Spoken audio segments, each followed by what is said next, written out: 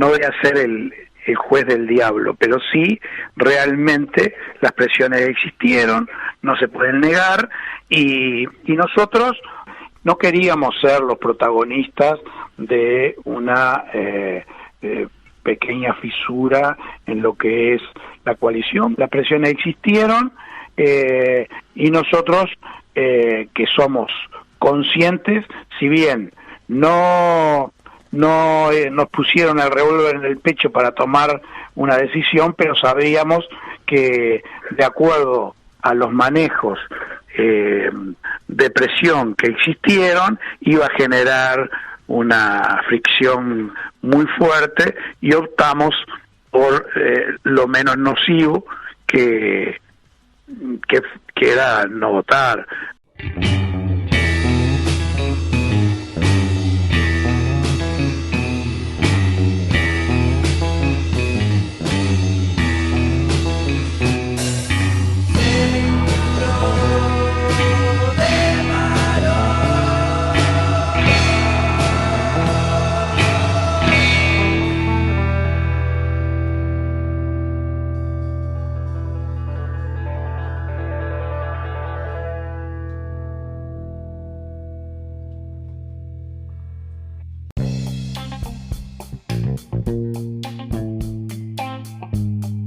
Bienvenidos a un nuevo episodio de Seguro de Paro, el podcast de análisis político y social de la República Oriental del Uruguay. Estamos de vuelta en Capurro con mi amigo Sergio Mitado. Sergio, buenas tardes, buen día, buenas noches. ¿Cómo te va, Agustín Zavala? Sí, esto es a todo horario en el que lo estén escuchando. Desde ya muchas gracias por seguirnos como siempre. Un nuevo episodio que, si bien parte de la premisa o como justificación un hecho concreto de que ya vamos a hablar, creo que también nos va a servir para ir delineando un poco cómo se están moviendo las fichas a un ritmo que parece que estamos en julio de 2021 y a veces parece que estuviéramos en 2023 o mismo en 2024. Sí. Vamos a hablar sobre un tema que se ha dado en estos últimos días, en estas últimas semanas, que ya se había venido un poco visualizando hace ya algunos meses, y ya entramos un poco en la discusión cuando a fines del mes pasado, a fines del mes de junio, los legisladores opositores en Canelones, los legisladores de la coalición multicolor en Canelones, se reunieron como para empezar a tejer los lazos de cara a las elecciones departamentales de la legislación que viene. Estamos hablando, claro, elecciones departamentales que serían en 2025. Y ya había, esta reunión de ediles de la coalición multicolor de Canelones, o sea, una especie de subbancada, ¿no?, multipartidaria, pero específicamente de Canelones.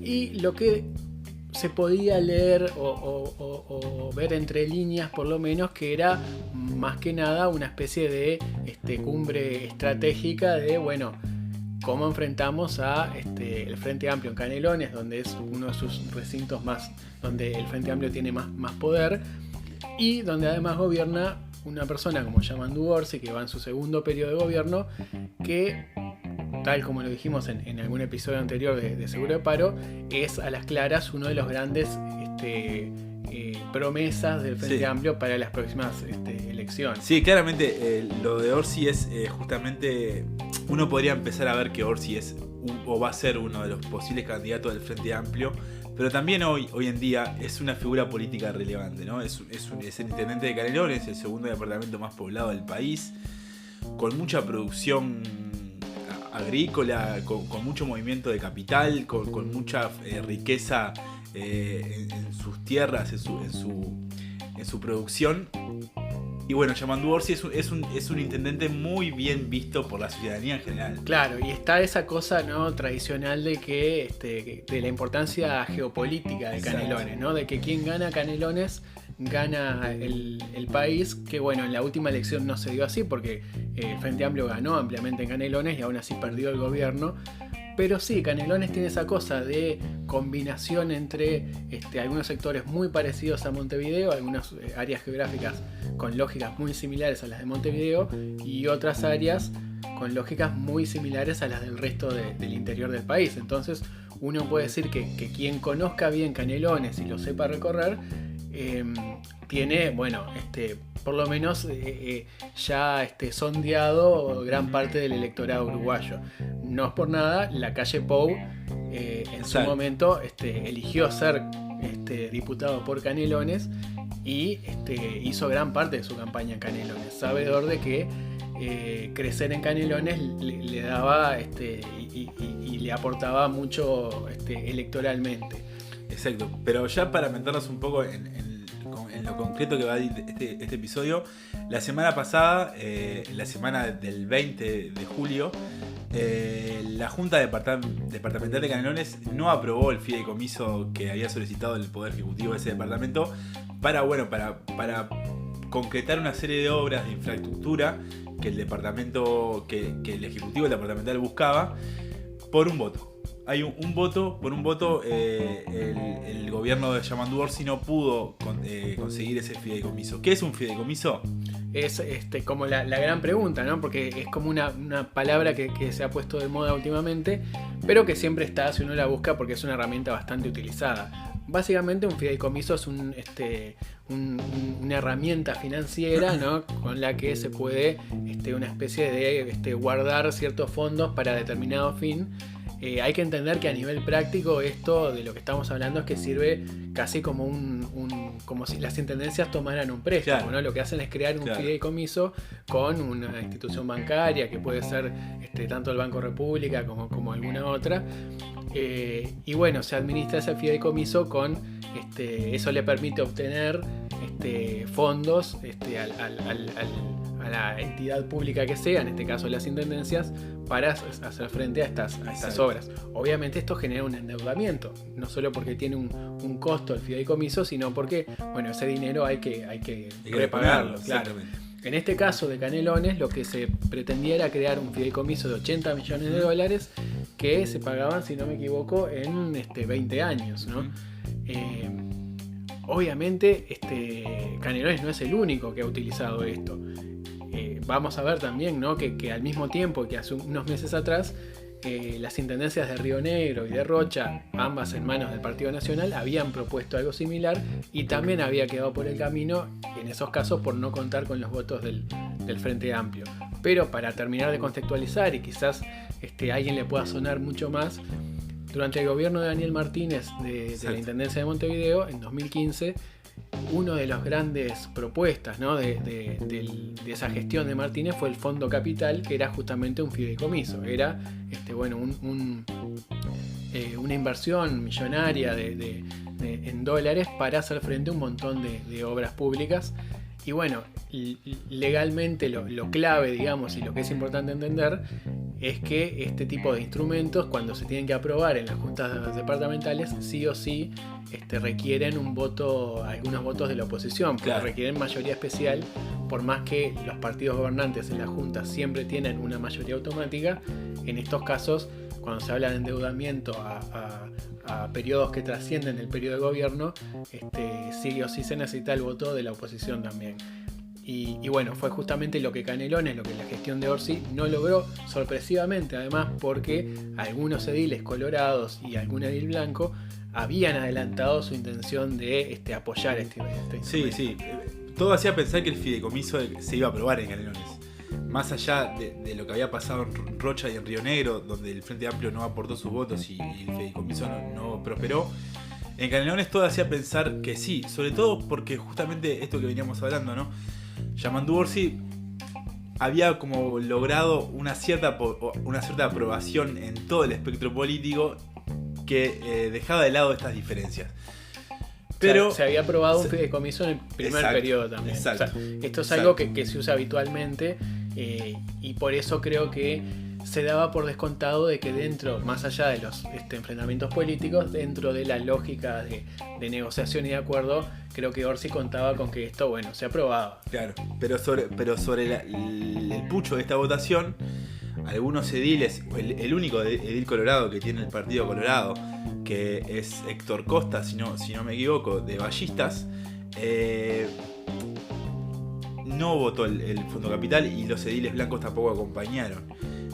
Esto se da en el marco de una discusión a nivel nacional dentro de la coalición de gobierno que francamente da muestra la clara de que esta discusión es 2024-2025. O por lo menos que lo partidario, en este caso, la relación política entre los partidos está pesando mucho más que lo relativo estrictamente a la gestión, ¿no? A los números fríos, digamos. Es importante además entender, y para terminar un poco de contextualizar, que esto es una herramienta, porque después fue uno de los cuestionamientos que se hizo, ¿no? Que esto es una herramienta bastante habitual, sobre todo porque los gobiernos departamentales, sobre todo, pero otras entidades públicas nacionales, cuando quieren hacer inversión, sobre todo en infraestructura, que estamos hablando de montos muy importantes, nadie hace este tipo de inversiones sin endeudamiento, ¿no?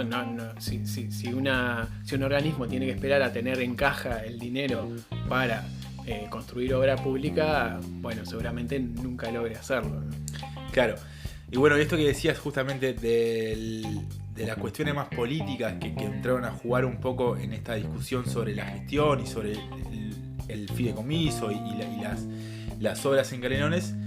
Justamente el edil Colorado fue un poco quien empezó a dar esta discusión casi que sorpresivamente, porque fue muy sincero, muy abierto, y dijo que había recibido presiones muy fuertes desde su sector ballistas, desde el propio Julio María Sanguinetti hasta del propio Adrián Peña, que es el actual ministro de Ambiente, que es líder del sector Ciudadanos, el otro sector del Partido Colorado, y también algunos ediles blancos que anunciaron el llamado, por lo menos, del secretario de Presidencia. Claro, en ese caso es Alejandro Repeto, edil del Partido Nacional, también obviamente en Canelones, que en una entrevista con Subrayado casi que un poco se le escapa, ¿no? Eso de, bueno, también recibimos un llamado de Álvaro Delgado, secretario de Presidencia, con la idea de no votar. Después, bueno, eso fue un poco matizado, tratando de explicar que en realidad Delgado lo que quería era abrir un ámbito de negociación a nivel nacional.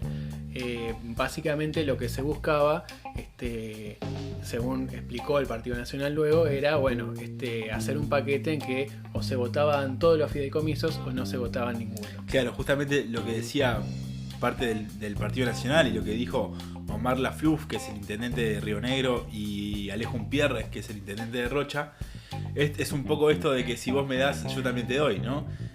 Como el Frente Amplio no votó los fideicomisos de Río Negro y de Rocha, el Partido Colorado y el Partido Nacional no iban a votar los fideicomisos de Canelones. Claro, es interesante ver en este caso concreto, y pocas veces se ve tan claro y en tan poco tiempo, cómo se invierten las lógicas de gobierno y oposición según los departamentos y también a nivel nacional, ¿no?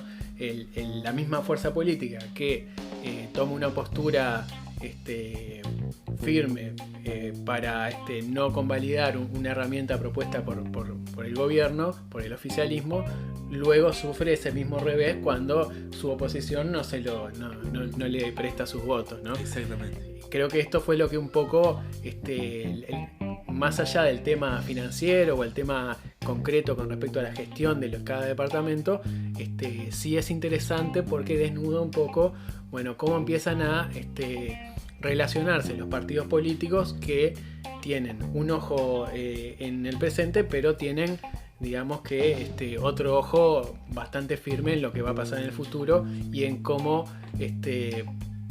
un error o una mala postura política en algún momento puede hacer que crezca demasiado una figura política que luego va a traer dolores de cabeza. Sí, se dan como dos jugadas ahí, porque por un lado está la figura de Yamundu Orsi, que se perfila como candidato para el 2024, pero a su vez yo creo que también se da más a la interna del departamento, que es la figura del propio Adrián Peña, ¿no?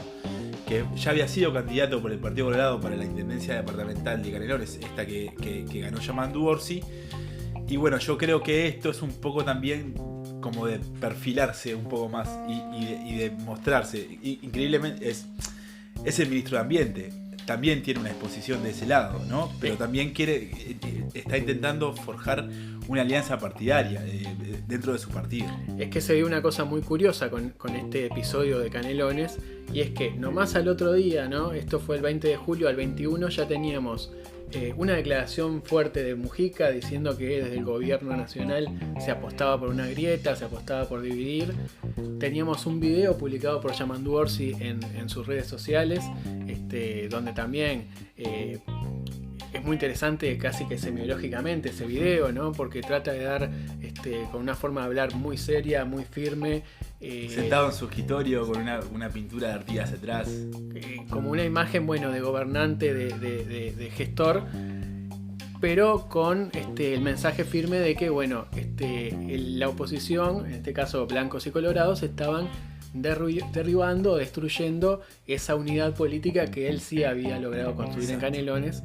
Entonces, bueno, era un mensaje fuerte. Por el otro lado teníamos a Adrián Peña, que de pronto casi como que la pelota lo fue a buscar, ¿no? La pelota busca al jugador. Adrián Peña, que si bien a nivel nacional recién en los últimos meses tiene cierta relevancia, luego de que se sumó al sector Ciudadanos y terminó siendo ministro, en Canelones es un dirigente de muchos años y de cierto peso. Entonces, realmente, si algo necesitaba Adrián Peña para lograr o terminar de lograr cierta peso político importante, era bueno que la polémica se trasladara a su departamento y le permitiera, bueno, salir firme a dar su postura. Y además es interesante porque hay que recordar que el edil, el único edil de Canelones que tiene el Partido Colorado es este señor Costa que hablábamos, que es del sector ballista, es el sector de Julio María Sanguinetti.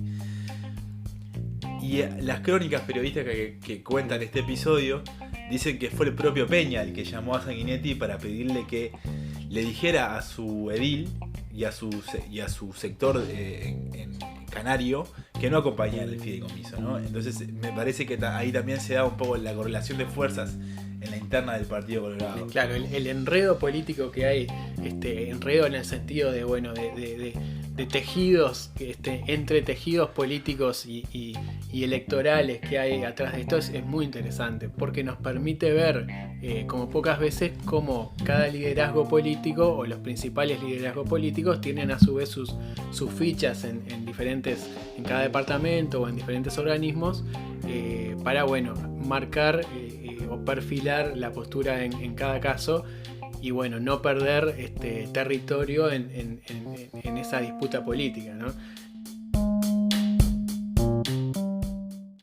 Hoy quiero contarles que algo cambió en Canelones. Esa acumulación positiva surgida de un particular clima de convivencia política se rompió. Nuevamente, ediles blancos y colorados estaban dispuestos a acompañarnos en una solicitud de financiación de futuras obras y desarrollo en cada rincón de nuestro departamento.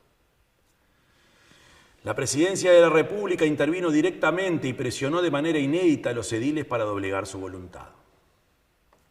Parece que molesta que a Canelones le vaya bien y, como se dice en campaña, el diablo metió la cola.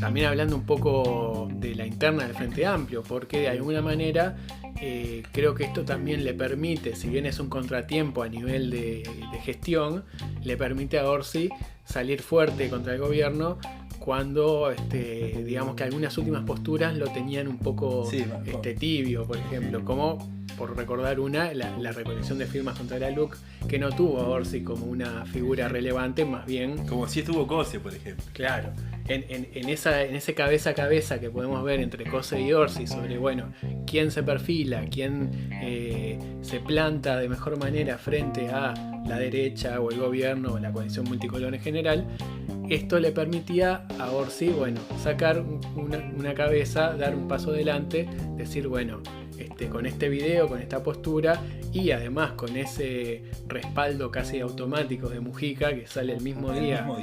Le da como, bueno, una visibilidad importante que, bueno, en esta especie de juego de cartas previo al 2024 lo tiene ahí como tirando una mano, ¿no? Sí, incluso en esto que decías de la interna Frente Amplista, también se jugó este episodio en ese sentido, ¿no? Tuvimos a Carolina Cose, la intendenta de Montevideo, tomando partido por Yamandu Orsi y yendo a visitarlo, diciendo que había que elevar la mirada de la política, que dejarse de chicaneos y y de la chiquita, también metiéndose en esta discusión que no le incumbe directamente, ¿no? O sea, es una discusión política entre el gobierno departamental de Canelones a la interna de la propia sociedad política de Canelones y también de la política del gobierno nacional, si se quiere decir, tomando en cuenta estos aprietes. Es que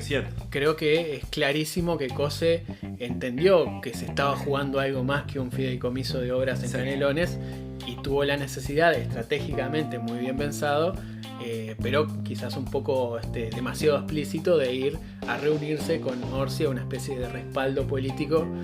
Orsi lo aceptó también y agradeció y replicó ese saludo, pero era un poco extraño ver por qué al otro día la intendenta de Montevideo se reúne con el intendente de Canelones a darle una especie de apoyo. A su vez, Cose después trata de tirar algunos comentarios, como bien decías, más de bajar la pelota, lo dice textualmente. Adelanta que va a haber una especie de fideicomiso también en Montevideo. Creo que tanto Cose como Orsi van jugando en ese juego de, bueno, cuándo les conviene ser duros, cuándo les conviene ser más flexibles, según cómo venga la discusión, y sobre todo creo que cuando uno toma un papel, el otro tiende a tener el papel complementario para no pisarse, para poder diferenciarse y marcar perfil. Y bueno, también que su postura no sea tenga el impacto mediático que ellos aspiran. Sí, claro. Cuanto más abarquen en la postura política, más redituable es. Hemos visto, sí, como bien decías, que en estos últimos meses se le achacaba a Yamandu Orsi como una postura más tibia o más conciliadora, que claramente no la tuvo en este episodio, porque salió muy fuerte a trancar al gobierno y acusarlo de presionar directamente a los ediles departamentales para que votaran en contra del proyecto del fideicomiso y que saliera esto que salió, ¿no? La trancadera en este episodio. Claro, hay que recordar que estas especies de pequeños encontronazos o conflictos políticos que mezclan lo nacional con lo departamental y que enfrentan en los partidos, cada uno en su jurisdicción, digamos, han tenido algunos episodios anteriores, ¿no? Por recordar el más reciente o el más sonado de los últimos años o de este periodo de gobierno, fue aquello del cambio de naturaleza jurídica de la dirección de... Claro, la UAM, esa nueva entidad en la que se transformó el viejo mercado modelo, cuando en la rendición de cuentas aparece un artículo que cambia, que le otorga mayor injerencia al gobierno nacional, y bueno, la Intendencia de Montevideo sale firme. Al principio todavía no había asumido cosas, ni siquiera. El intendente de Icandia. Y bueno, eso genera toda una discusión. Después el propio ministro de Ganadería, Guerre, deja mal parado a la calle Pou, diciendo que no sabía, que no estaba enterado. Y bueno, eso fue todo un encontronazo que en su momento fue bastante duro, y en el que ya se veía que un poco atrás de lo estrictamente legal, jurídico o administrativo, había, bueno, un pase de facturas entre, bueno, quién tiene la culpa, quién hace las cosas bien, quién hace las cosas mal, ¿no? Exacto. Es interesante ese ejercicio de observar, o por lo menos recordar y pensar cómo han sido las relaciones, por ejemplo, de los anteriores gobiernos frentistas nacionales, ¿no? Pienso en el gobierno de Mujica, por ejemplo, con un acercamiento a los intendentes blancos muy fuerte, ¿no? Pienso en el intendente de Colonia, pienso en el intendente de Río Negro.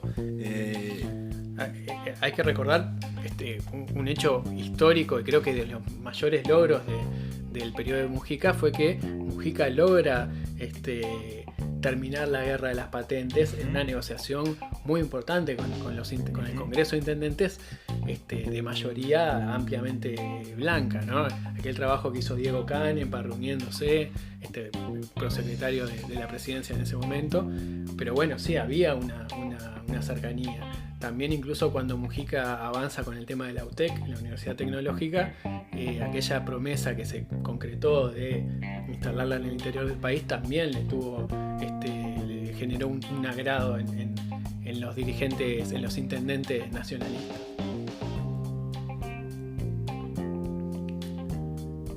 ¿Qué nos queda? Tiro los... No, sigo. Dale. Algo. En ese sentido también podemos ir más atrás y recordar cómo, por ejemplo, Omar Lafluf, o intendente de Río Negro, en su anterior pasaje en la intendencia de Río Negro, durante el primer gobierno de Tabaré Vázquez, fue un aliado muy importante de Vázquez en todo el tema UPM. Claro. Cuando las cosas estaban más complicadas, cuando había cierre se cerró el puente y el conflicto con Argentina parecía bastante crudo, el intendente Lafluf en ese momento tenía una postura bastante sólida, bastante consolidada junto con el gobierno nacional. O sea, ahí había también sintonías, y creo que en general muchas veces, un poco porque los intendentes saben que precisan al gobierno nacional y una confrontación demasiado clara no le conviene a nadie, creo que hay varios casos de buena sintonía, digamos. Y uno a priori podría llegar a pensar que en este episodio puntualmente uno imaginaba que Orsi iba a ser el menos intendente del Frente Amplio que iba a confrontar con el gobierno, ¿no? Uno a priori puede decir, Orsi tiene una buena relación con la calle Pou, tiene una buena relación con Delgado, tiene una buena relación con varios de los intendentes blancos, tiene una buena imagen en el interior del país. Es como un conflicto raro ¿no? Sobre todo porque Orsi me parece que ha buscado claramente trabajar sobre un electorado quizás menos ideologizado que el que puede votar a Carolina Cose, y siempre tiene como me parece la ilusión de encantar o enamorar a ese votante del interior que quizás es de tradición blanca, de tradición colorada, pero que encuentra quizás en Orsi una figura más de centro, más de diálogo, o que genere menos rechazo en personas que no se siente identificada con la izquierda puramente dicha. Sí, sin duda Orsi reúne muchas características de lo que es un caudillo del interior, ¿no? Una persona que conoce el territorio, que dialoga de una forma más campechana, que tiene un cierto lenguaje más terrenal, y que no está tan ligado a la capital, ¿no? En esto que decimos y que quizás puede ser una de las cosas que terminó determinando la derrota del Frente Amplio en las elecciones nacionales, esto de centralizarse mucho el Montevideo. Orsi es una figura nacional del Frente Amplio, sin duda. Claro. Quizás más de lo que es Carolina Cose. Es uno de los grandes contras que va a tener Cose cuando tenga que encarar directamente una campaña presidencial, ¿no? Algo parecido a lo que le pasó a Daniel Martínez, ¿no? Por más que son figuras conocidas, tienen como ese estigma. No deberíamos llamarlo estigma, porque ser montevideano tampoco es algo malo, pero sí con más dificultades para llegarle a ciertas poblaciones bastante alejadas de los problemas típicamente capitalinos, o con intereses diferentes que lo que puede ser ese electorado más de tradición frente amplista y de tradición hasta sectorial, ¿no? Ideológica, pudiendo ser comunistas, socialistas o lo que sea, pero con un bagaje más ideológico claro, digamos. A mí sí me sorprendió, como dije desde el primer momento, la salida de Yamandú, porque no creo que esté bueno tratar de que alguien quiera el mal para Canelones, que quieren que a Canelones le vaya mal, ¿no? Eso es lo que me obligó a salir, ¿no? Porque la verdad que en este ida y vuelta no ganamos ninguno. Nunca le había pasado a Yamandú, pero no entiendo, sigo sin entender la parte del enojo.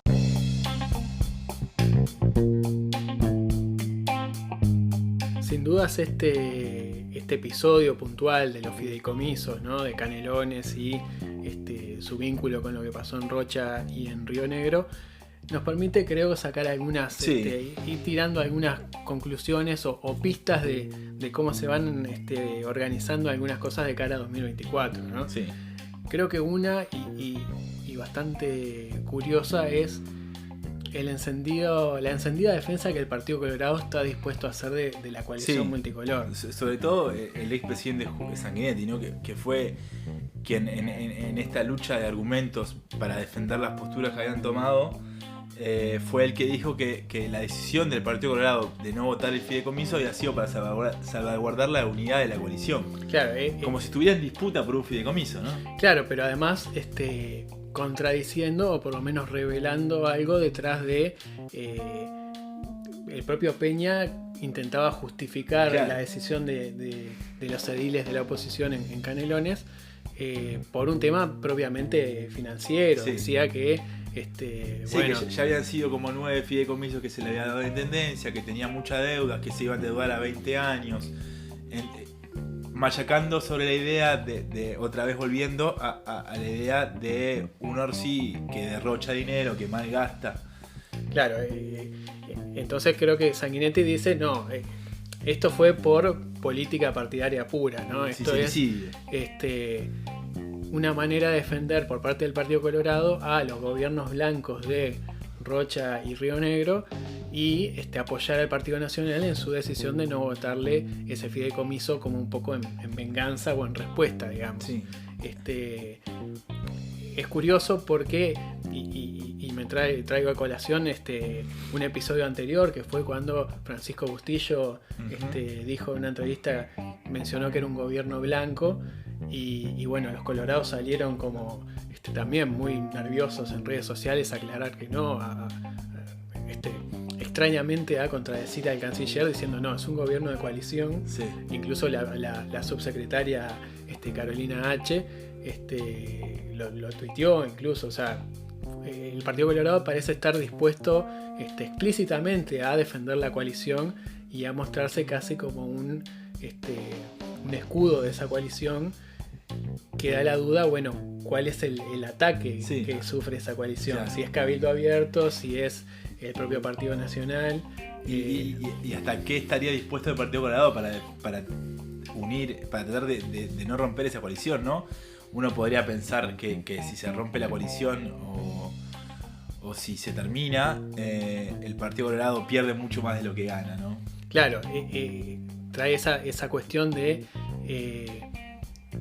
quién es el Partido Colorado hoy en día, si es simplemente un socio de esa coalición o si tiene un perfil propio, obviamente por su tradición sí, pero en algún momento el Partido Colorado, si piensa tener chances de ganar en las elecciones de 2024, tiene que marcar sus propias posturas, no puede ir siempre a la cola del Partido Nacional. Entonces también llama la atención, bueno, quizás este papel tan enfático de ser quizás como más papista que el Papa, ¿no? Más coalicionista que el propio Partido Nacional, ni que hablar que otros miembros de la coalición, ¿no? Pero esto sí fue una de las cosas más claras que quedó de el Partido Colorado defendiendo fuertemente esa idea de coalición, obviamente Sanguinetti, y recordar que fue uno de esos grandes ideólogos de este gobierno. Que plantó la semillita. Otra cosa que quería comentar a modo de conclusión también es la idea que tiene esto de que ya es una cosa del 2024-2025, ¿no? Yo creo que la incidencia, la intervención que se hace desde Presidencia en este asunto da las muestras de que esto es algo para las elecciones, que ya se están jugando las elecciones del 2024 y que el gobierno ve en Yamandu Orsi y en la gestión que pueda hacer y en el perfil que pueda tener un rival al 2024, ¿no? Quizás contra el propio Álvaro Delgado. Claro, esto es un poco, bueno, también a quién elige como rival el Partido Nacional o el propio Lacalle Pou, ¿no? Da la sensación de que cuando hay una respuesta tan clara, cuando hay una intervención clara, porque el gobierno nacional perfectamente podría haber dicho no me meto. Arréglense ustedes. Claro, no, esto es un problema típicamente departamental. Y si hay una cuestión que involucra más de una intendencia, bueno, que se arregle o el Congreso de Intendentes o en una negociación política entre intendentes y entre referentes departamentales de los gobiernos. Creo que Lacalle Pou enviando a Álvaro Delgado, ¿no? su mano derecha, a intervenir decididamente,